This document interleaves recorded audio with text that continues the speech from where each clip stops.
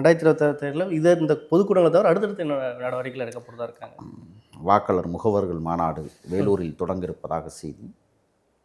தமிழ்நாடு முழுவதும் தேர்தல் களப்பணியாளர்களை முடுக்கிவிட போகிறார் தலைவர் விஜய் அவர்கள்.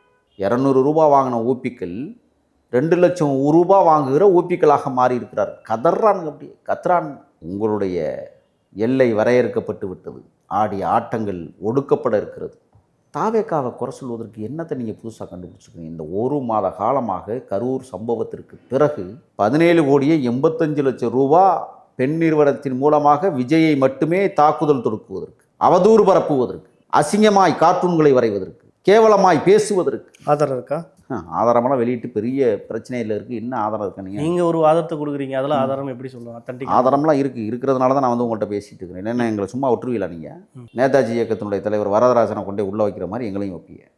ஒரு அப்பாவி பாவம் பெரிய முடிச்சு அவரை கொண்டே உள்ளதுக்கி வச்சு அவர் அங்கே போய் சும்மா இல்லை, சிறையில் நடக்கிற அவலங்களையும் கொடுமைகளையும் பார்த்து பார்த்து சகித்து விட்டு இன்றைக்கி வெளியில் வந்து பேசுகிறார். ஏடா சிறையாடாதுன்னு கேட்குறாரு. போராட்டவாதிகள் எங்கிருந்தாலும் போராடி கொண்டே இருப்பார்கள் என்பதை இந்த அரசு உணர்ந்து கொள்ள வேண்டும்.